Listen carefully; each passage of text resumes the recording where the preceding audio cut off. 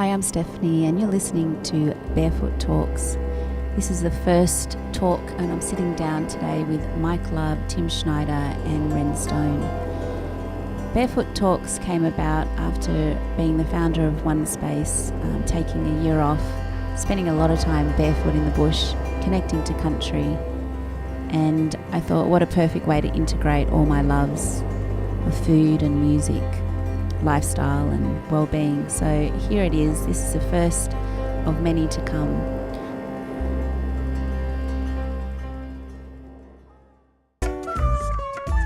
Be thankful for whatever you got, 'cause you got to be sure that you're not ungrateful, 'cause this life is a gift, and the more you receive should be the more that you give, because so many contemplate you matter, the cup is half empty or the cup is half full. It's just a bunch of bullshit. Be thankful. Be thankful.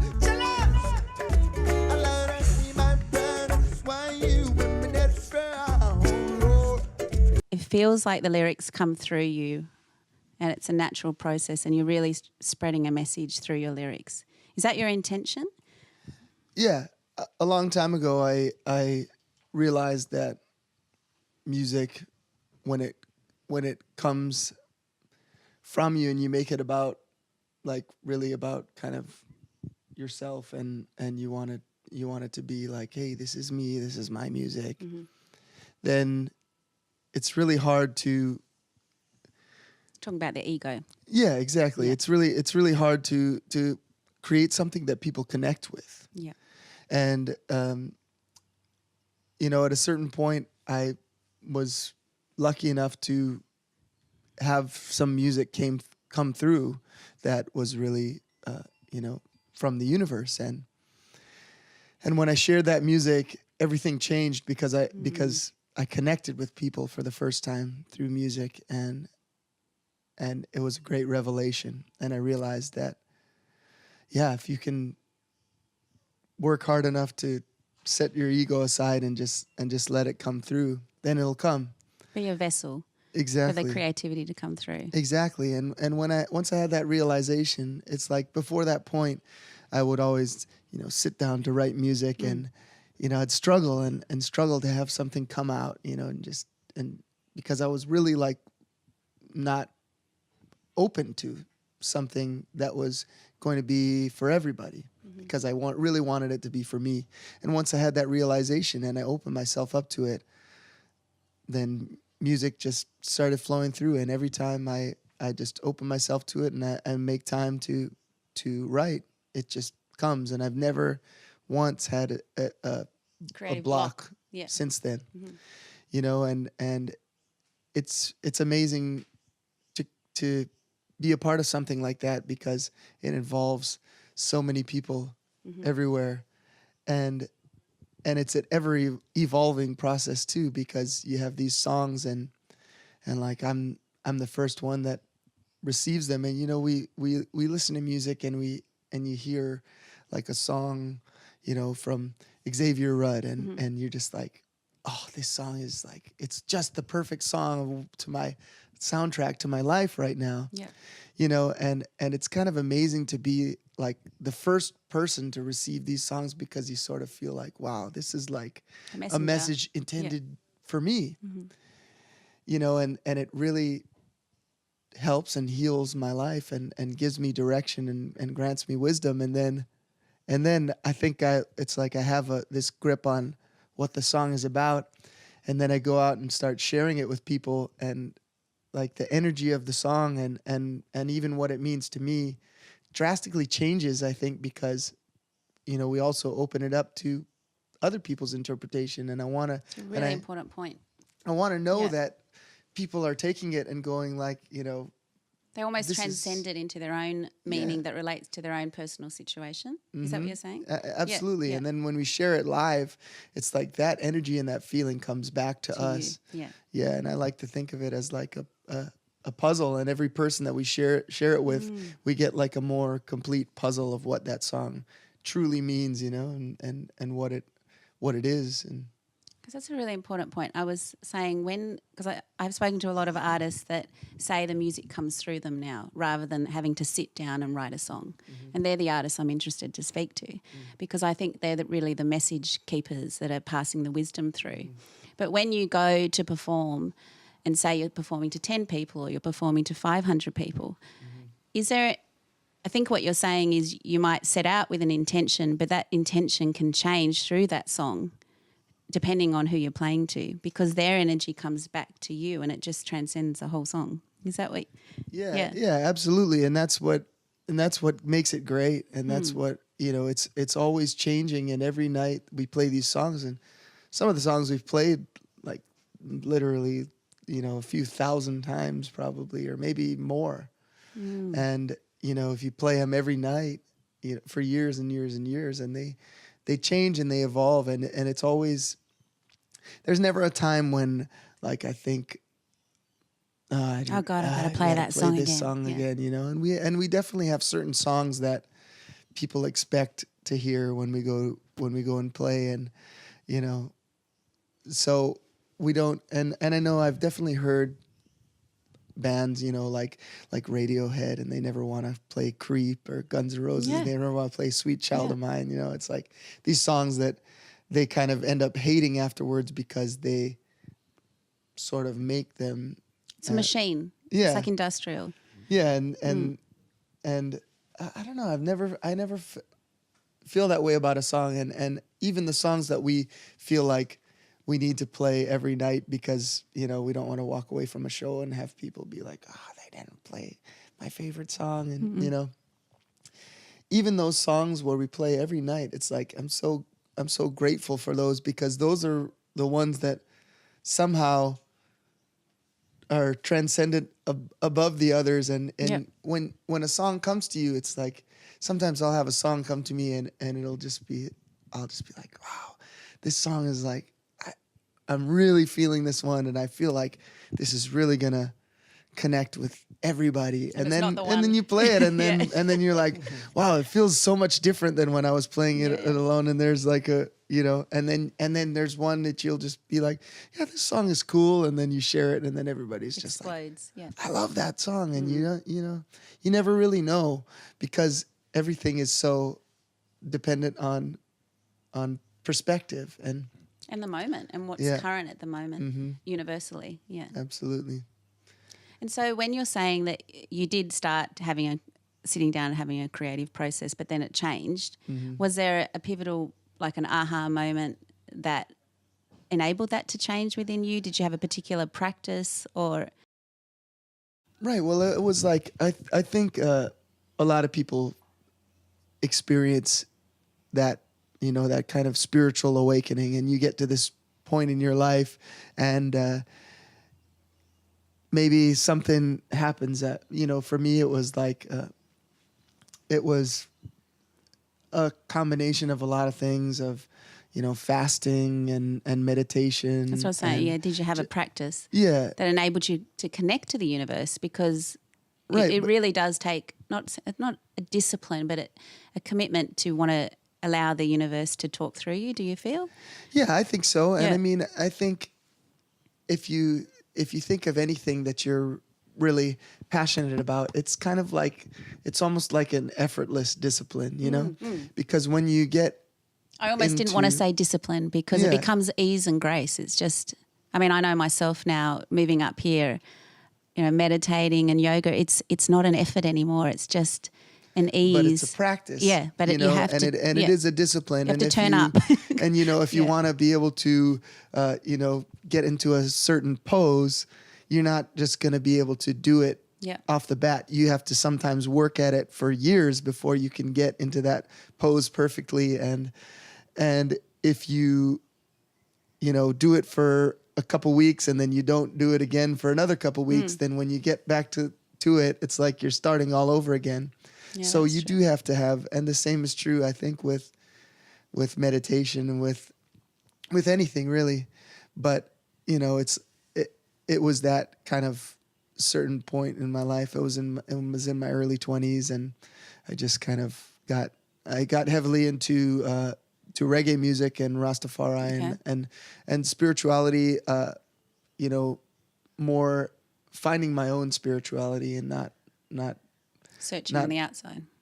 necessarily buying into any certain religion, but just searching for, you know, my connection with spirit within, and and it all just kind of culminated together, and it's a practice still, and I still you know, move in and out of it, and sometimes I'm a lot more focused, and sometimes I'm, you know, going in 1,000 different directions, and there's so many elements to life that come into play, you know, in that. And like you're you a said, father as with well. your kids, Yeah. and moving someplace like this, I'm sure it's a lot easier to stay grounded. to find peace Yeah. here than in Sydney, you know, and and for me, it's like my life can be so crazy and hectic sometimes with, you know, feeling I'm because grounded. going on tour. Sorry, Ren, I want to come to you, but going on tour. I mean, I chatted with the girls from Rising Appalachia, and with the slow, like the slow movement of touring. Do you find being on the road that you have to have this discipline to be able to bring that on the road with you? I mean, all of you, if anyone wants to comment about touring, being away from family, being away from nature, going in and out of gigs, how do you integrate that balance within that?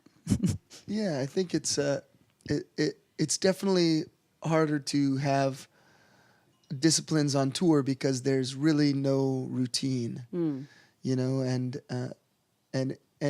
you do feel it's hard, you know, when you have a home, it's hard to feel a bit grounded, and especially when you have kids and your family is like the center of your life and your existence, it is hard to feel grounded on tour. But we find our ways, you know, and we find strength in each other mainly when we're on tour. Yeah, having a good team. We really strengthen each other and hold each other together, because sometimes it's like madness and we're like going without sleep. And, you know, I'll let Tim talk about it too, because Tim's a new father.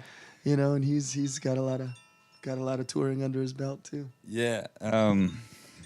No, exactly what you're saying. You're a new father. Tell me. I'm a new father. I have a Yeah.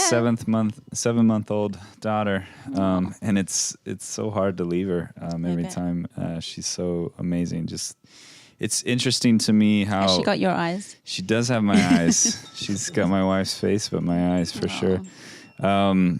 And it's just interesting how everything changes. You know, it's not about you anymore. It's about this family, this little amazing being, and it shifted my perspective a lot too, of just my personal reasons for sharing music and getting out there and realizing that, like, you know, just wanting to work for a better future for my daughter and my daughter's daughter and the next generations. And Well, coming to that, what is the change that you want to see? you know, I think what I would like to see is just everybody not being, you know, just people stepping into their own self. I think, you know, as Mike Finding said, their there's own a lot power, of yeah. puzzle pieces. Like, we're all different puzzle pieces. Like, we're all created differently with different passions and different things. But you know, for me, one of my things that I've had to overcome is I've known. So I started playing violin when I was 3.5 years old, and I've known my entire life that I wanted to play music and share music with people. But my journey's been overcoming some fears. I've had a terrible fear of stage fright since I was a little kid, and learning to How did you? I mean, I understand anxiety and panic attacks. So how did you? I used to get nervous talking in front of the crowds at all the events I was hosting, and it was just had to welcome the guests, you know. But how did you overcome that? Was there a mentor that stepped into your your life? It took me a real long time, and it took me almost 3 decades, honestly, to kind of overcome this fear. And I think, you know, you think you're over fear, and then fear kind of creeps in again. So it's you got to remind yourself to come back to love. love. It never just there's never just like a switch. Yeah. But there was a moment where I was just like, oh my gosh, like this is a lot easier for me now than it used to be. And a couple things for me happened. One was I learned a lot from my wife. She's from Brazil, and she's just a really beautiful person who doesn't really care what people think of her. So I've learned a lot from her. And the other thing was just understanding this connection that we are all connected. Like, my mom used to tell me when I was a kid, she would say, you know, to me, because my first time on stage, I was 5 and I cried and I ran off and I was like, I'm never doing this again. It was terrifying. And my mom used to say, just remember, you're always playing to an audience of one. You know, she's meant the creator. You're just, you know, that's what you should be focusing on. That's your focus. And I think there was a moment, and it was actually when we were here in Australia. We played with Nako. We played Byron Bay Blues Fest. And Yes. This was one of my first times playing in front of, I think we almost had 10,000 people in that tent. And that I got really afraid again. And I walked out on stage and I remembered what my mom had told me.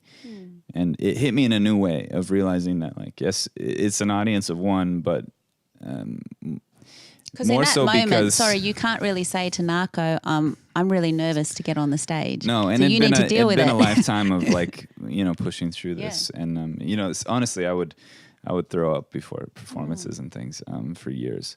But I, you know, realizing that, like, we are all connected. And I think that's one of the beautiful things that I've learned through my journey of music is not, you know, a lot of people say music connects us, but it's not necessarily that music connects us. It shows us that we are connected. And any art form, any creativity shows us this. But the reality is that there's a connection between all of us. Like, and this idea, this illusion of, like, individuality that we have is not as real as we think it is. And if that's true, if we are connected, why should I be afraid to share what's in my mind and what's in my heart and you know, with other people?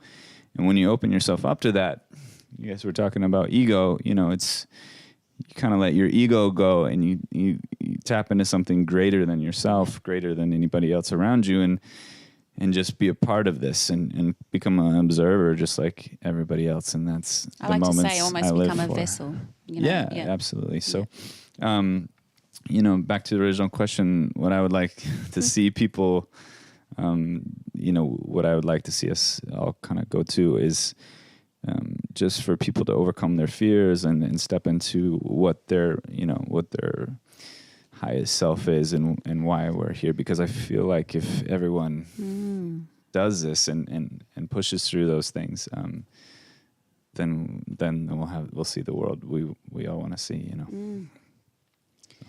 Do you? Thank you. Sure. It's really beautifully said. And I think what I wanted to come to is the question is, I might go to Ren, is do we believe everyone has a purpose? But if you want to add to that, because it follows on from what you're saying. I think absolutely. I mean... and what's stopping them is their own self-worth, you know, their belief in themselves. Yeah, I mean, all I can do is speak for myself and my own situation. But yeah, I think we all, you know, I mean, I was so fortunate to know what I wanted to do and to at 3.5. 3.5. Yeah. And wasn't there something with your grandmher? Yeah. Yeah. So my grandmother was a violinist. My great grandfather was a composer and a violinist as well. And it skipped my parents' generation. But the story is that when my grandma was... Do you know this, Mike? Oh. When I was born, my grandmother was dying of cancer, and she passed when I was 2 months old.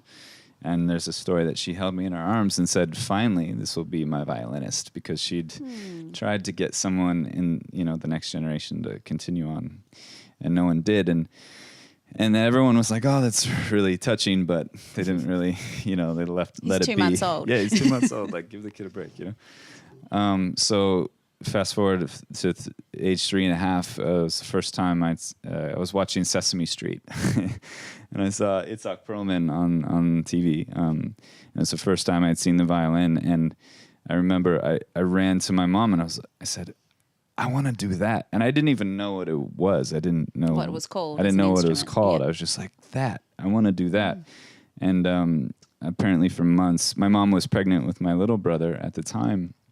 And apparently every day for months I would go up to her and say, "Is today the day? Like, you're going to get me lessons? I'm ready. Let's do this thing."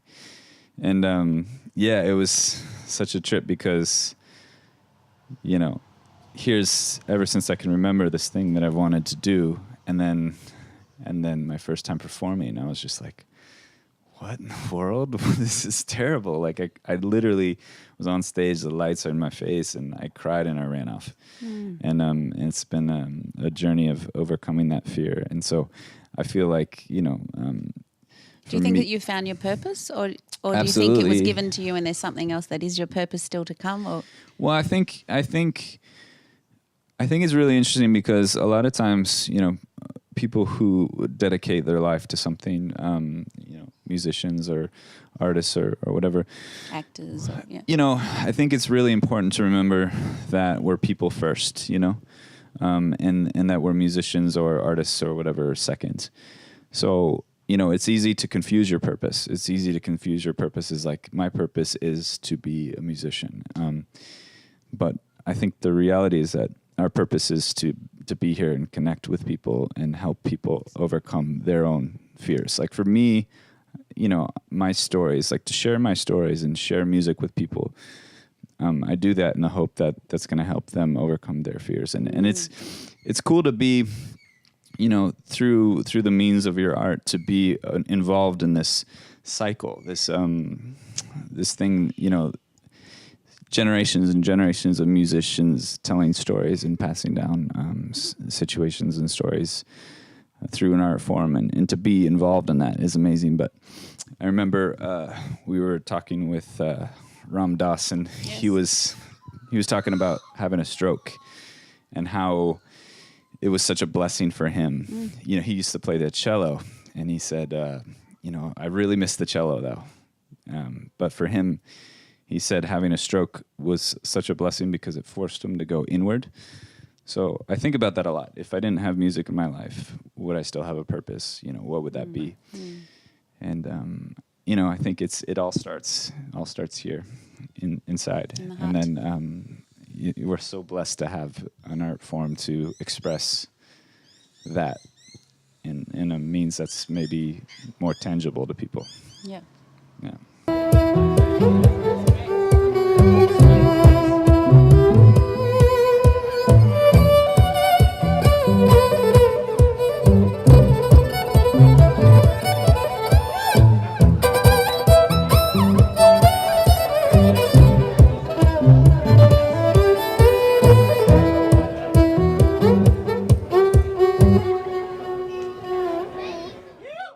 Thank you. You're welcome. Thank you for being so vulnerable. Yeah. Yeah. Beautiful. Ren Stone, I want to go over to you. Just following on from Tim, you've been through a very difficult time that I feel has really broken open your heart. Can you share a little bit? Life has a way of taking back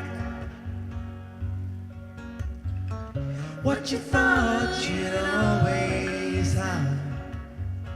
Because to have you perform tonight as Ren Stone, as a solo artist, and to hear the music that is coming through you at the moment, is it something different? Do you believe that? But how many steps can you take like this? You are able to have the music come through you now differently after the experience that you've been through? I think so, just like relating to Mike, like I used to work pretty hard on writing songs and I don't work hard anymore. They just fall out. I could spend years writing one song, and I still do, that still happens. But in general, songs kind of just fall out, and I get excited and I get curious and I want to play it to someone. And generally, if someone resonates with it, I'm like, yeah, this is a nice song, and I do think that is different to what I was doing before, because I was doing, and I'm still doing, a lot of world music, essentially from my cultural background from Indonesia, but I didn't grow up there still, and it's more a technical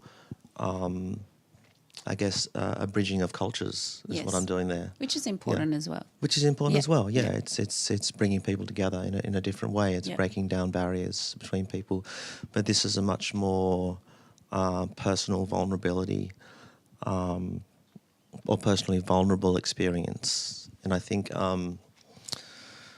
just relating to what you're talking to Tim about, like what he would like to see change-wise, and Because you've been a huge community leader as we've both been working through community for over a decade now. And was there a moment in you that thought, I want to help community, I want to help the youth through music that led you on this path? Because it's not been an easy path. Yeah, you know, I never planned anything, and I never did. And all those things were reflected back to me. Yes. As in, I would create something, I would create some program, or someone was moved, or hundreds of people were moved by something, and they say, wow, Ren, that was really fantastic. I was like, I didn't know I did anything. And the same with the Rhythm Hut. That was like, people, how did you plan that? What was your business plan? And it was just an extension of me. Yep. You know, it was just a matter of saying yes to people who wanted to be involved, who wanted to do things. And I think that's sort of getting more reflected in the music now, a lot more yes. But just going back again to... What Tim was talking. as in what I'd like to see is I'd like to see more vulnerability amongst individuals, amongst Yes. friends, amongst communities. Because in my experience, with deep psychological debilitation, like the greatest healing has come from witnessing or being witnessed in a vulnerable state. Beautifully said, yeah. And that happens on so many levels, whether you just say, oh, so sorry, I didn't mean to knock that cup over, and someone goes, cool. You know, that you're being witnessed in that moment of actually doing something you didn't intend to do, and it's healed immediately. But the same thing is true for, things we've done or we've experienced when we're little, that we've forgotten, we've put down, or things that we've done when we're adults that we don't feel good about.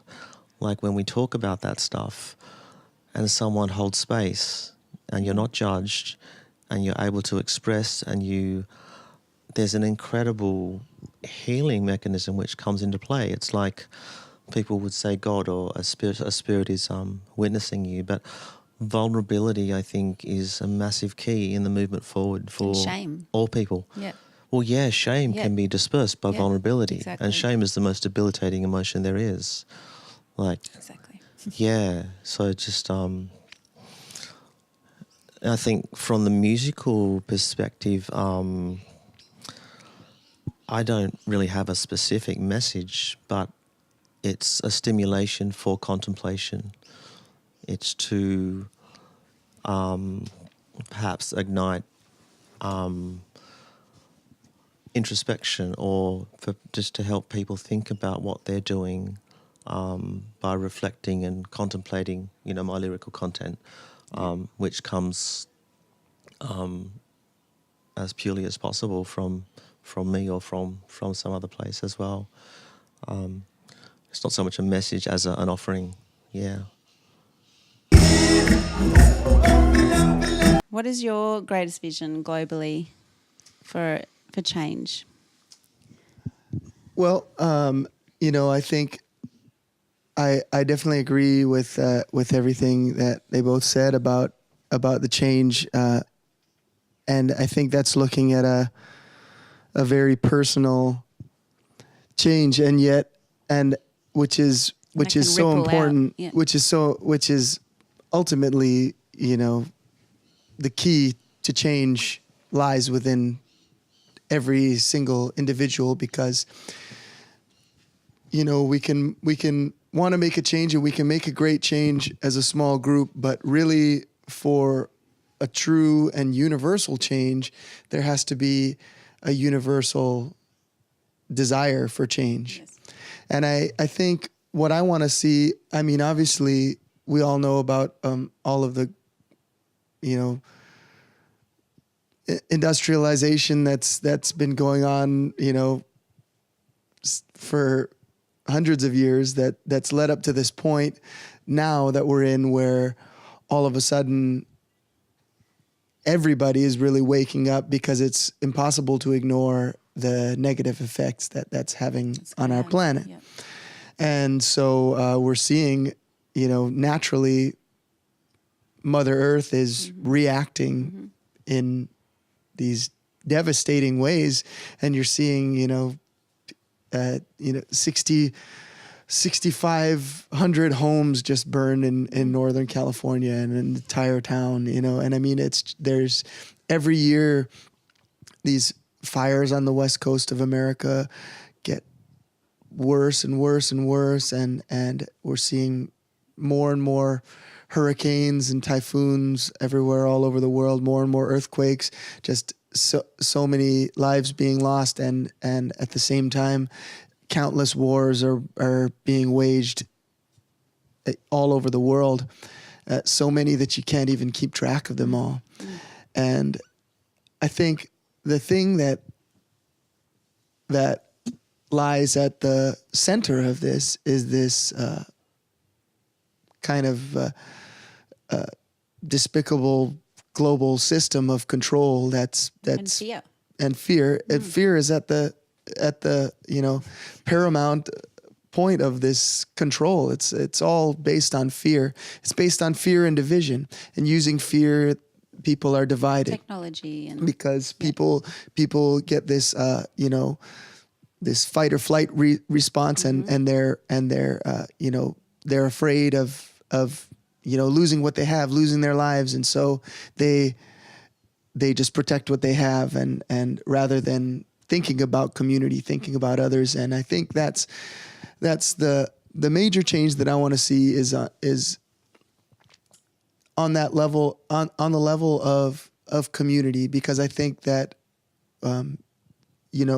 we're such a global people now that through technology that we think of things on a global level, and so people are reduced to this idea of like, I'm a grain of sand on a beach, and when I if I think of you always hear that cop out of people give themselves the excuse that I'm only one person, and I can't make a change. But I always say, you're the only person that can make a change. Yes. Because all you really truly have control of in the end is your own actions.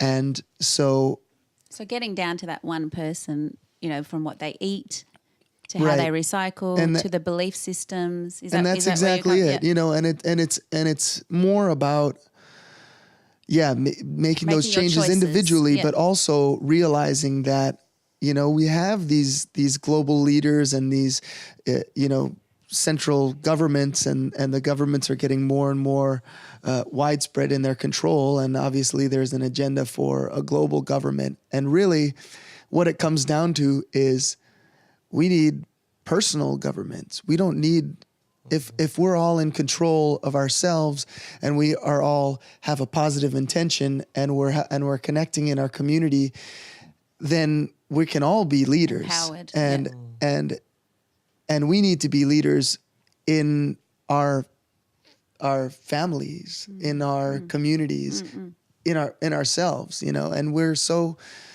often looking to other people to lead us. Yes. And I think that we all have the power to be leaders, and as musicians we see this, we go all over the world, and we constantly are hearing, your music changed my life. And it's an amazing thing to hear, but I still think that that's just a small seed that we can plant. And from there, it's up to that person to take that, if you sing a song that like makes somebody go like, oh, you sing a song about environmental change and how it's up to an individual, or you sing a song about going vegan, and it inspires somebody, like Earthlings, that inspires. I mean, there's been thousands of people that have told me that song has inspired them to go vegan, but in the end, it was like all I did was share Plant a a seed. message, plant a seed, and then it, you know, that person could have heard that and gone, wow, like that's really, like I resonate with that and I really want to go vegan. But it's so hard. Like I just like, you know, I love recipes. Yeah, yeah, and I don't, you know, and then they go back into their ways, and that's the thing. It really is up to people and as individuals to make a change within themselves, and Which goes back to that discipline and that self-practice and Right. self-awareness.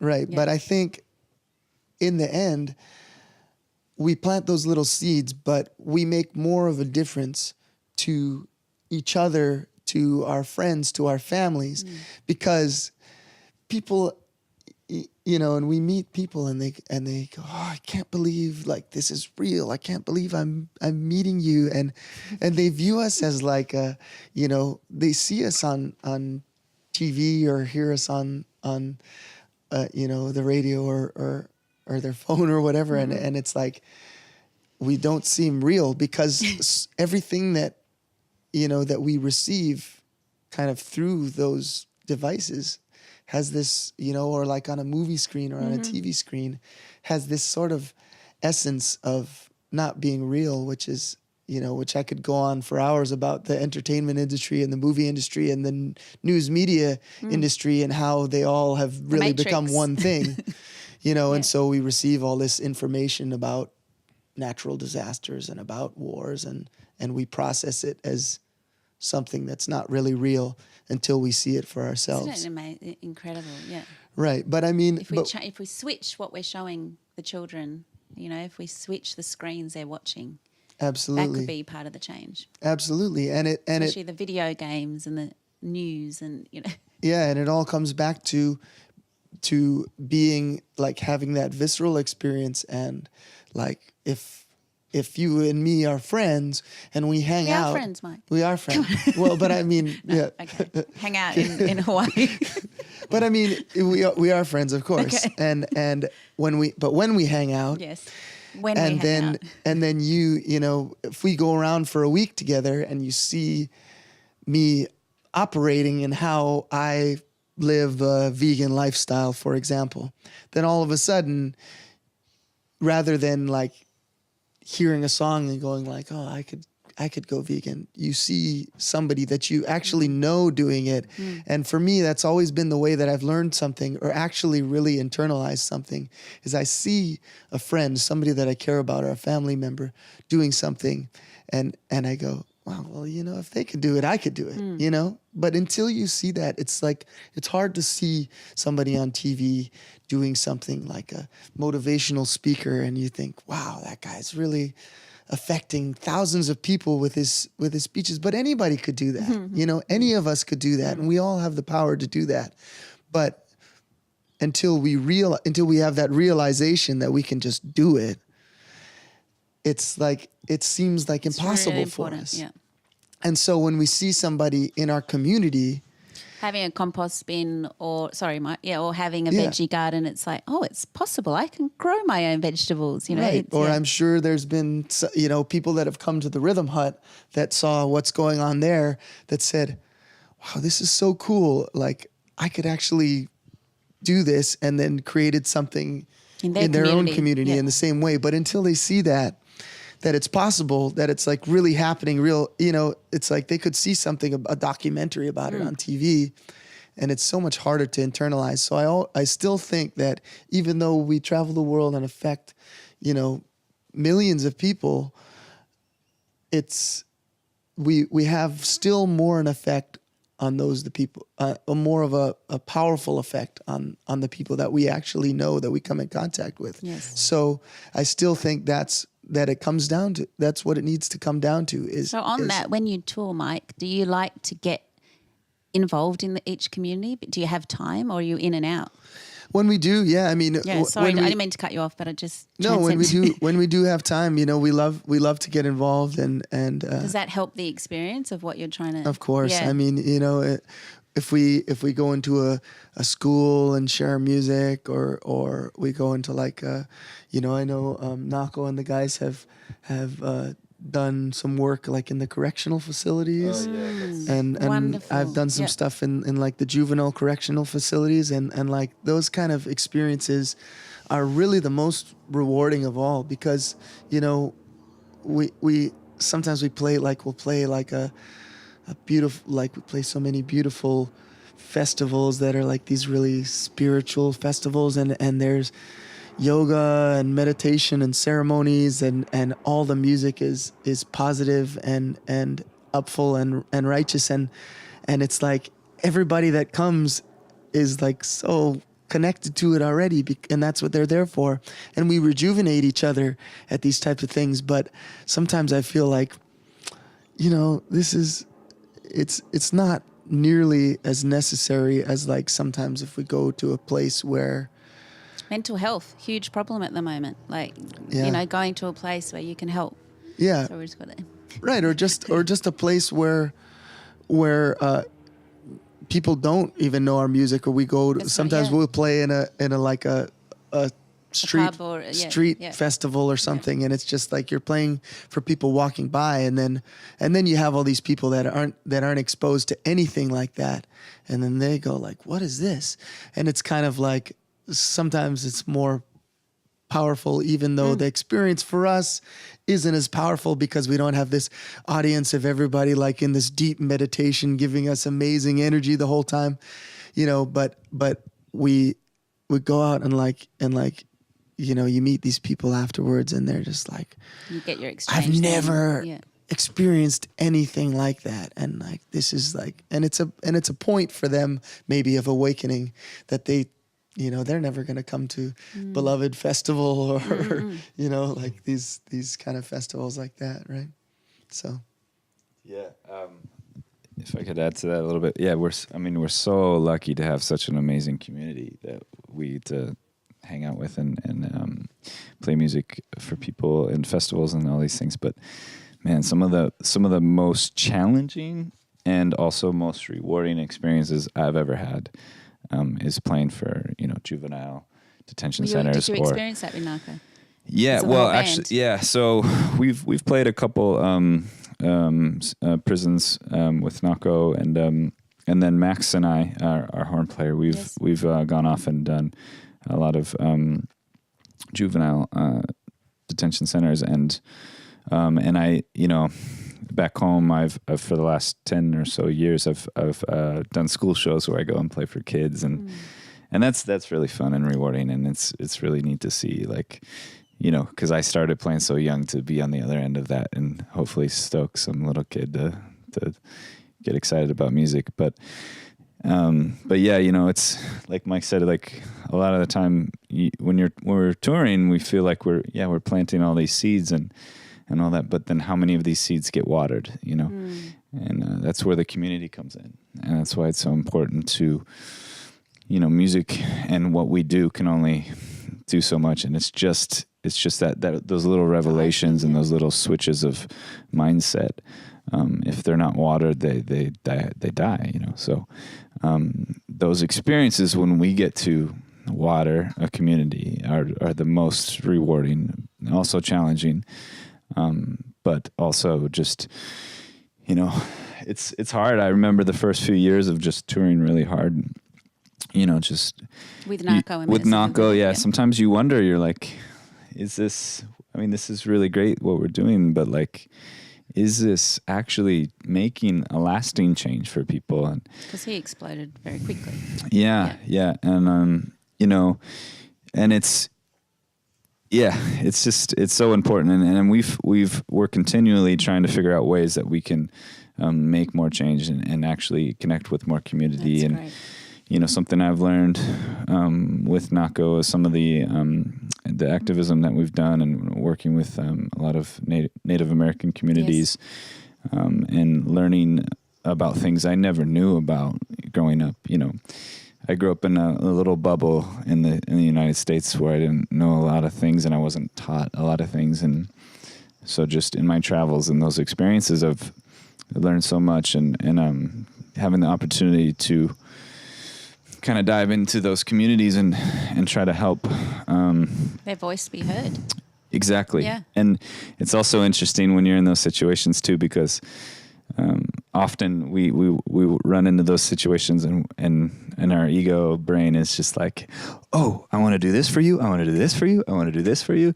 And then half the time they're looking at you like, we don't want any of that. We didn't ask for that. And then learning to listen to what it is that they want and help facilitating that has also been an amazing lesson for me in learning how to help build communities and those things. So Beautiful.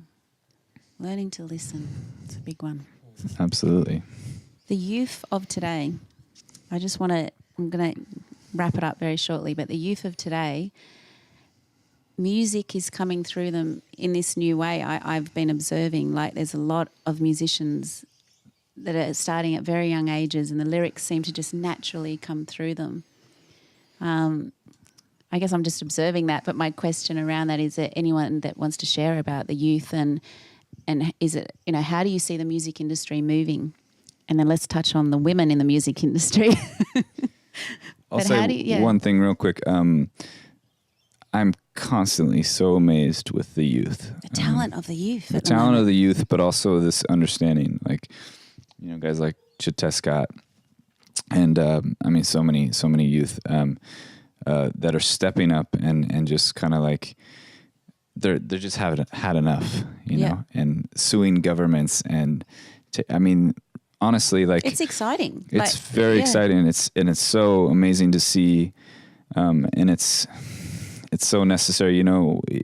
It's so hard because this change that we want to see it's not going to happen overnight. It's going to be generations before that collective consciousness kind of comes to fruition, and I'm just so excited to see what the youth are doing, and so excited to see where that goes in my lifetime. How Mike is sharing that there was a moment when you got into the practice and then the music came through you. They're almost having the music coming through them at 5, at 10, and then they step into this power very early and then musically pick up all instruments. And I think it's out of necessity because we're at such a critical point with all the industry and everything. We're kind of like we're on this plane that's just headed straight down, about to crash, and I feel like there's an urgency that the youth are they have no choice, but they're stepping up because they have to, and they know it and they see it,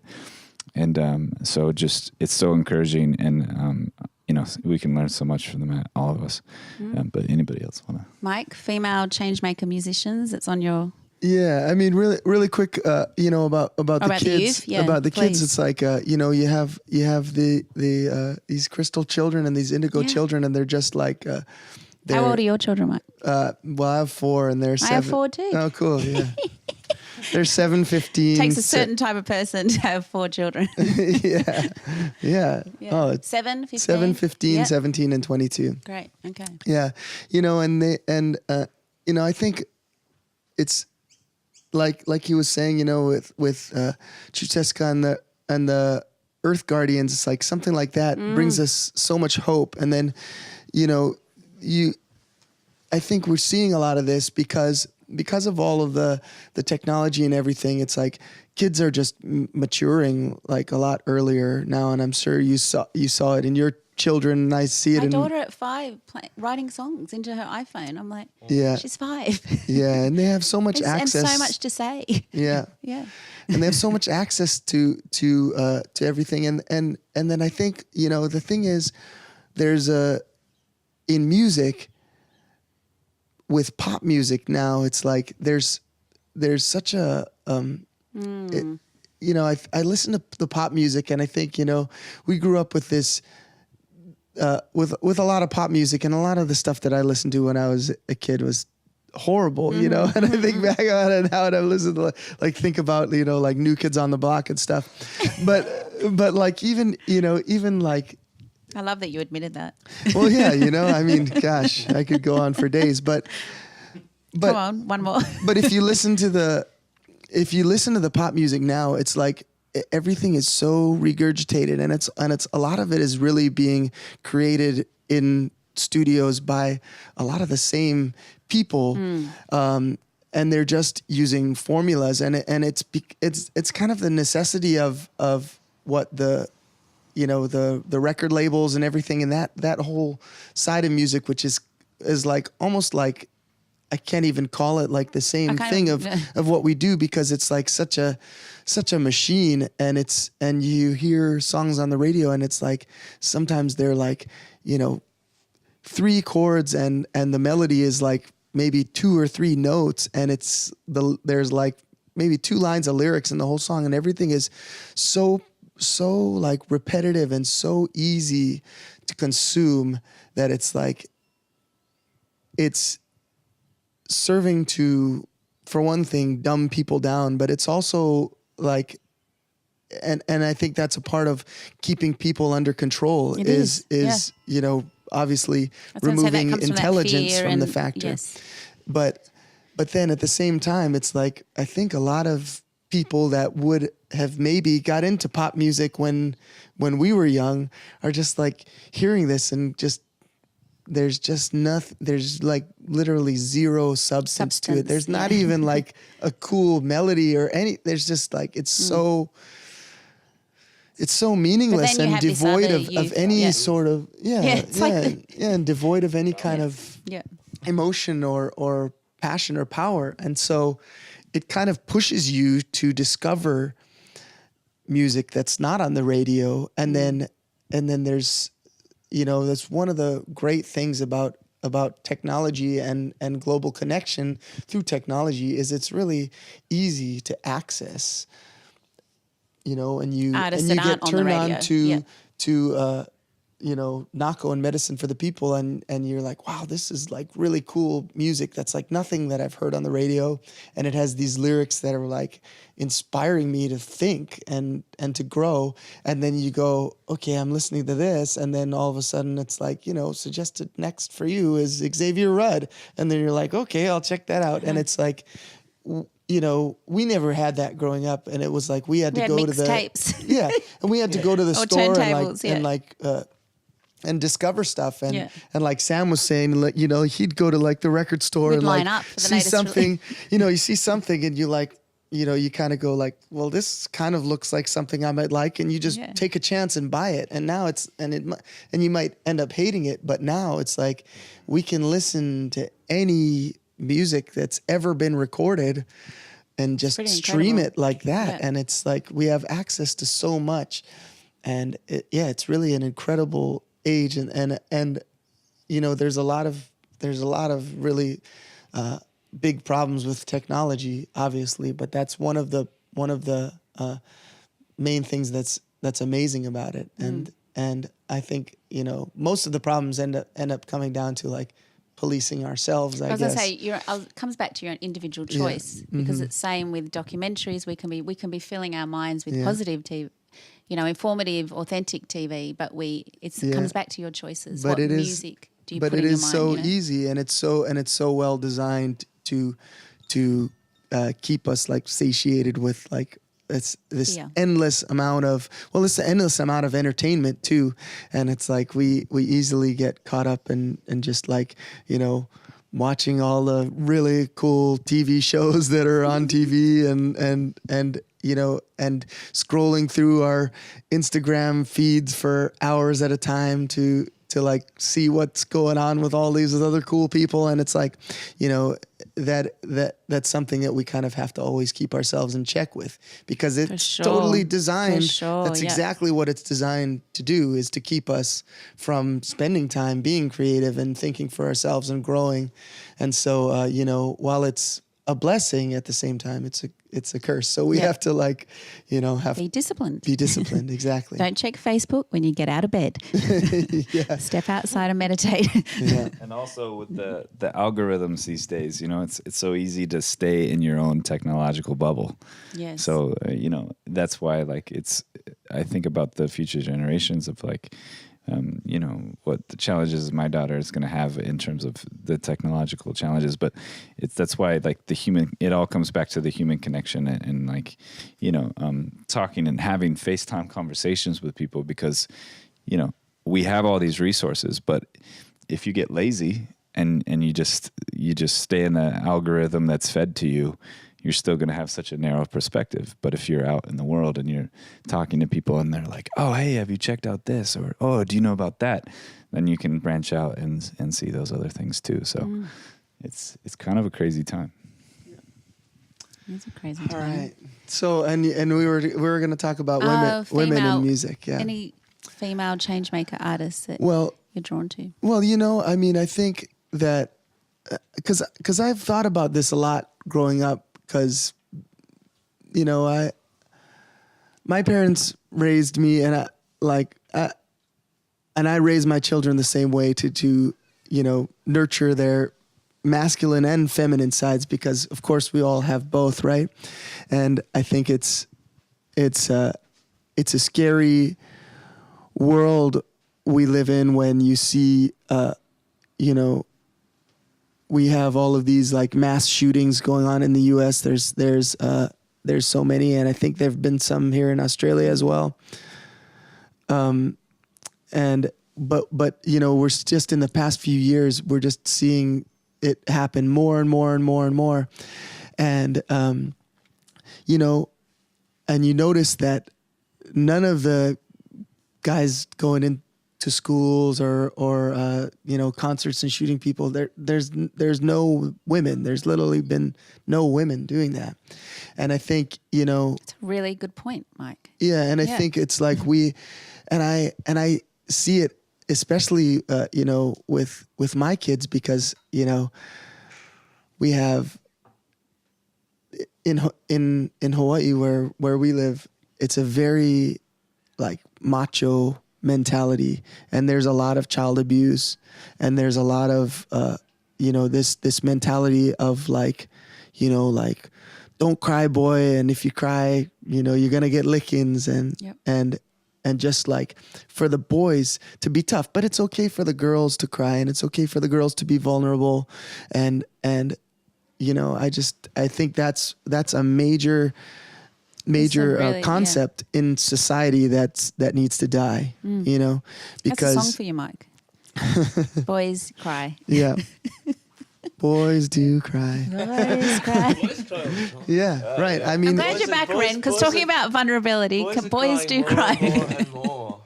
I love let's have a good one. Mike, let's have a cry.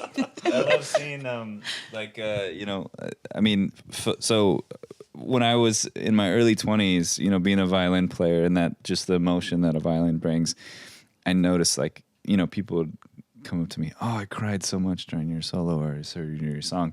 And it used to bum me out. I was like, oh man, I guess I make people cry for a living, you know? But then I realized that it's so healthy and it's so important.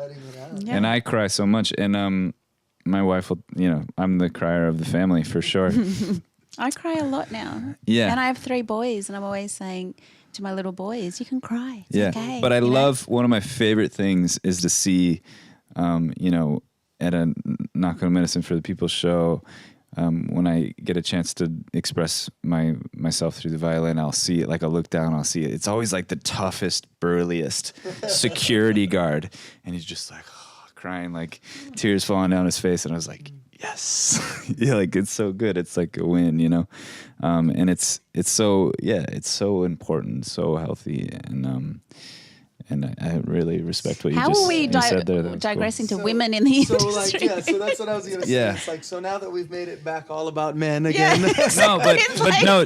Back to men that need to cry more. No, well, men need to cry because we need more feminine energy. Do you- We I need to feel- be in yes. touch with our feminine energy because, like Mike said, like we both have male and female energy, and so for men to learn that it's okay to express your feminine energy and be stronger in that is kind of the social change that we need, and It's to happening, see I think, right and now. to see women Yeah. step up. And they're more masculine, and also become, you know, more comfortable with that, and all of it's just super healthy. And so, you know, all the female, you know, women that I've been inspired by, like honestly, when I try to play, half the time I'm trying to sound like a female vocalist. Like I've always been inspired by female artists, and What's so one artist thankful you for that. like? Oh my God. Well, one of my favorite artists is a good friend Female. of mine, Saida Wright. Okay. She's a singer, a gospel singer from Portland, Oregon. But, I grew up listening to Lauryn Hill and Nina Simone and Sarah McLachlan? Yeah, sure. Yeah. But, just the expressiveness of that emotion is something like and it's that connection that I have, I think, with my grandmother. I often feel a little bit of her spirit, Her presence? when I play. So I feel like the creativity that comes through me specifically is very feminine, and I used to struggle with that as a male, thinking that that wasn't okay. But the more that I've been able to accept that and get in touch with that, I feel like the stronger I've also become as a male. So it's kind of interesting. But back to women. I love that. Yeah, I think I was kind of talking about my parents and how they raised me and how I raised my children and how you raise your boys too. And it's, when you're raised like that, then you look at these things in society and it kind of strikes you as odd. It's like when you raise kids to not eat meat and then they find out people eat meat, it's like they're just like, what? Like that's crazy. And it's like I grew up and then I got into guitar and I started like playing guitar and I noticed that there weren't a lot of women guitar players, but it's kind of strange because there are a lot of, if you go to the symphony, there are a lot of female violin players. So I started like wondering like, why is that? And then you have like a badass, female guitar player like Bonnie Raitt or like Kaki King or somebody like that. And they're just like, it's like, they're almost like made more of oh, look, it's like this woman that can play the guitar. But it's like, why does that even need to be a thing? And why, I never really could put it together why a lot of music is so male dominated. But it's not so much with singers, It's the bands. and you find a lot of, wow, look at this parrot right here. Oh my God. Isn't she beautiful? That's a rainbow lorikeet. Wow. Oh my God, that's so beautiful. Yeah, the birds here in Australia are so different. Yeah. They usually come up right on Oh the my balcony. gosh. That's so The beautiful. red, it's so vibrant. Yeah. Take a Yeah, moment, but- take it in. Yeah, but and it is, and there are She's talking to you. okay, It's a interview's female. over. The female. Bird watching. Here she goes. Bye. Yeah, so and I just often wondered that why that is, and I think we're seeing more now women picking up instruments rather than just being singers, and we know so many women that are amazing instrumentalists too. Yeah, so So you see a shift in the industry? yeah, I'm definitely seeing a shift. I think more women are empowering, and it's we're seeing so much of people are coming out in the open and about their their sexuality yeah.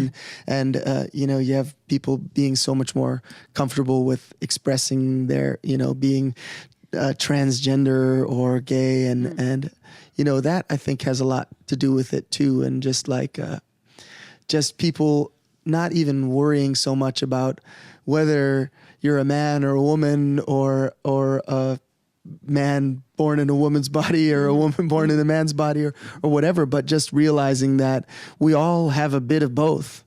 And when we can express, I think the feminine is in music what really Touches makes the heart. us connect with people. And if we weren't in touch with our feminine nature or at least starting to tap into its full potential, we wouldn't be able to sing the songs and be as open and as passionate and compassionate as we are. And I think that's what attracts people to the music, men and women alike, is they find that duality in it, and it's nice to see, men being vulnerable and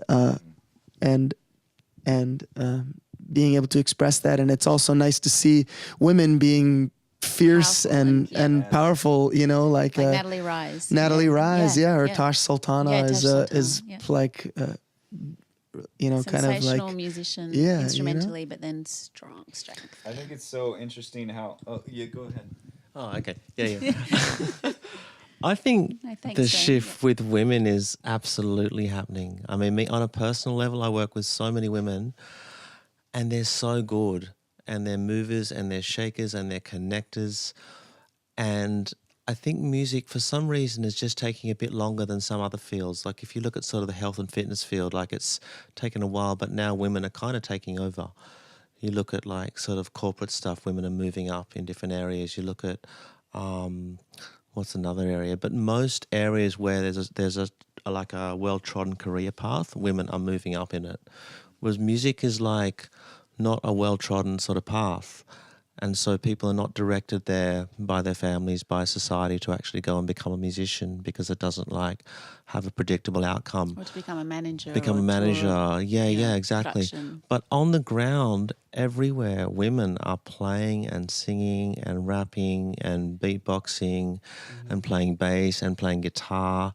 And I think it's just a matter of empowerment. Like you see people like Tash Sultana up there, and guarantee there's millions of girls out there who suddenly now think it's possible. It's possible. It's like when Hunger Games came out. Like there was a girl who was like, like physically powerful warrior woman, and suddenly like in all the boxing gyms there's girls, and like women just need to see the possibility out there, and then they're on it. And really fast, quicker than men for sure. I totally reckon it's happening, like quite quickly. That's my experience. Yeah, in Hawaii, it's for sure. Yeah, we see. I mean, more. I would say, it's probably women are more prevalent in the music industry there now than men probably. Yeah.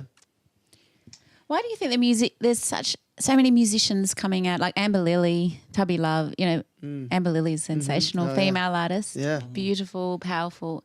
There's so many artists coming out of Hawaii at the moment with this revolutionary, conscious movement of music. Well, do you think it's the surrounding? Or? Well, yeah. I mean, I think Hawaii has been a place. Hawaii. Yeah. Well, yeah. It's actually it's pronounced. If you want to pronounce it correctly, it's pronounced Hawaii. Hawaii. Okay. Hawaii. Yeah. Thank you. And it's been a place of musical inspiration. Forever. There's a friend of mine who's tracing back all the roots of like American music to Hawaiian string band music in the early 1900s. All the roots of American bluegrass to Hawaiian string band and the origin of like the Martin Dreadnought guitar was came from a Hawaiian guy in the Royal Hawaiian Band, and being surrounded by the beauty of nature that we experienced there, and having it's such a small place, and we can go from the waterfall to the ocean, in the same day. And it's so easy to just keep your energy clean and keep going and be inspired. I think it's just naturally a place where people are creative. And a lot of jamming, sitting around. And, of course, yeah. And just feeding off each Kanikapila other. is what we call it. Kanikapila. Yeah. I like that. Yeah, absolutely. Yeah, and I mean, I think you'll find that in any place that's more natural. It's like you think of a place like LA, and it's like this crazy, like super unnatural place, and then all of the music that comes out of there is really unnatural music. It's kind of really forced and created for a certain purpose, and it's definitely not anything to do with connecting with nature. And I mean, I think you'll find that the beauty and the splendor of Australia is You got John just Butler, Xavier amazing, Rudd, and you have so many. Yeah, I mean, yeah, beyond the guys that everybody's heard of, there's so many really smaller artists here that nobody's even heard of that are Renstone. amazing. I can't Yeah. wait to hear Ren's Yeah. music, and guys like Ziggy Alberts. Or, Ziggy Albert's fantastic. Yeah. like it's just So many. yeah, so many. Yeah. Shall we wrapping up now? I've got two more questions. Okay, Mike, could you describe yourself for me in 3 words? Oh my God. I hate questions like this.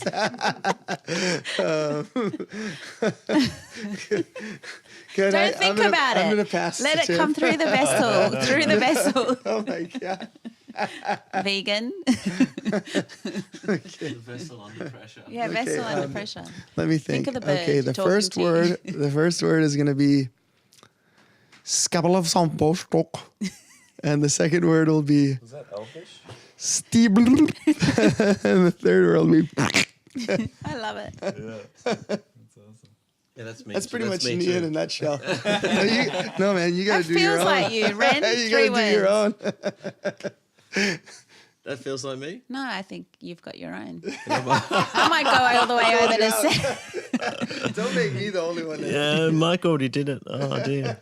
vulnerability. What am I? You have to- 3 words. We just talked about being vulnerable. Okay, I'm vulnerable. Yes.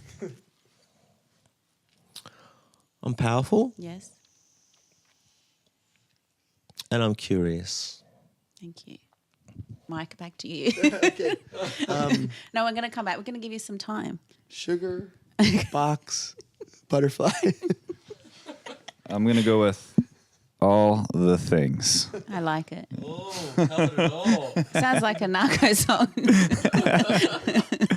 Spent too much time with it. Yeah, I know. Good things.